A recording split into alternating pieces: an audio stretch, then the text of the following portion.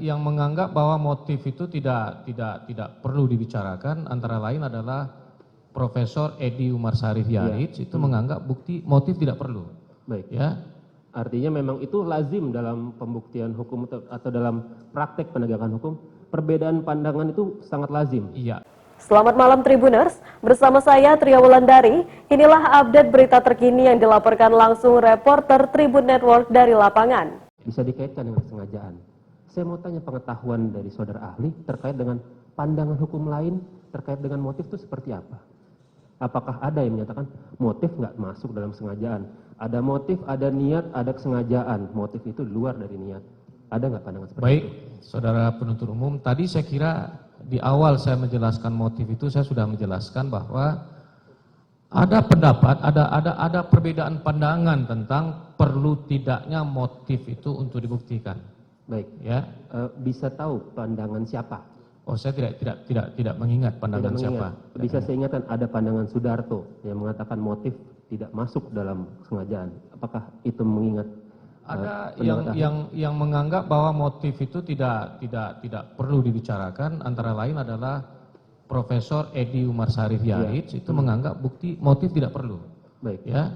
Artinya memang itu lazim dalam pembuktian hukum atau dalam praktek penegakan hukum, perbedaan pandangan itu sangat lazim. Iya, betul. Baik.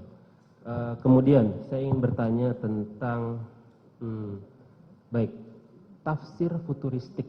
Nah, bisa jelaskan apa itu tafsir futuristik? Apa? Tafsir futuristik. Penafsiran futuristik. Tafsir untuk masa depan. Untuk masa depan. Baik, bagaimana parameternya? Apakah semua aturan-aturan yang sudah akan ada itu sudah bisa kita tarik atau hanya aturan-aturan tertentu saja yang bisa kita tarik? Yang bisa kita gunakan tentu aturan yang berlaku hari ini.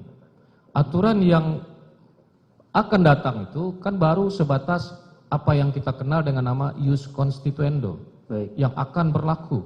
Seperti umpamanya KUHP nasional yang hari ini kita sudah punya, itu nanti akan diberlakukan 3 tahun kemudian. Tapi pada hari ini dia belum memiliki kekuatan mengikat. Dalam konteks tafsir futuristik, penafsiran futuristik, apakah kita bisa menggunakan itu? Dalam konteks itu? Ya. Dalam konteks itu bisa?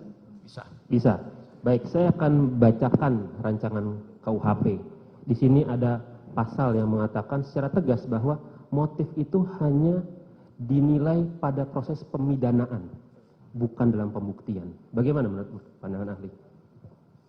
Kalau apa yang dirumuskan dalam KUHP itu, saya kira dalam waktu merumuskan KUHP itu juga ada perbedaan pandangan. Pasti. Ada pendapat-pendapat yang berbeda. Karena saya juga ikut terlibat aktif dalam pembahasan KUHP itu. Tapi dalam konteks tafsir futuristik kita bisa menggunakannya. Bisa menggunakan, tapi bukanlah merupakan ukuran yang utama untuk menggunakan Baik, itu. iya. Karena walaupun bagaimana, kita tetap terikat pada hukum yang berlaku hari ini. Baik, saudara ahli tadi sudah menjelaskan juga tentang jangka waktu yang tenang. Itu saudara ahli mengaitkannya dengan ahli psikologi untuk menilai hal tersebut.